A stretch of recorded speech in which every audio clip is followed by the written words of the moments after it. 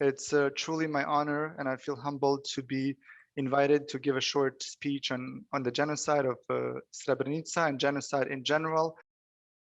One of the things that I wanted to mention is the need to ensure that the genocides, such as the Holocaust, Srebrenica, and other genocides, are not forgotten, and the need on the continuous education so that we can derive the lessons learned continuously, and that especially in the recent times, as fellow Canadians, we've had mass graves being uncovered, and as far as I'm concerned, those are genocides as well.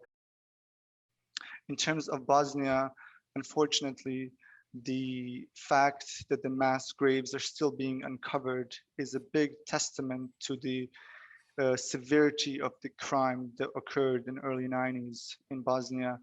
And the fact that one boy who was only 14 years old by the name of Senad Beganovic's body parts were found in 4 different mass graves is another indicator of the horrible tragedy that this was, and a systematic attempt to destroy a population in whole, um, and cover up the evidence. One of the things we also have to remember is that genocides don't happen in a vacuum. They are systematically planned, executed. And we have to remember Mr. Gregory Stanton's 10 stages of genocide, so that we can avoid future mistakes and recognize the genocides in the making.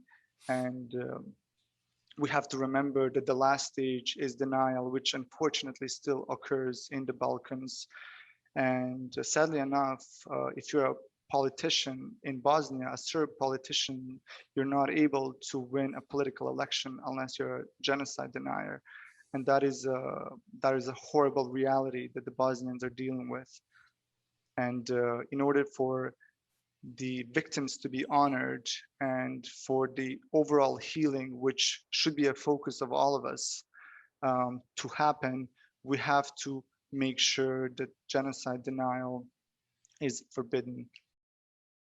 One of the things that we often tend to do when it comes to genocides, we often tend to focus on the numbers. Oh, you know, so many were killed, but we also need to ensure that we focus on the stories of the victims.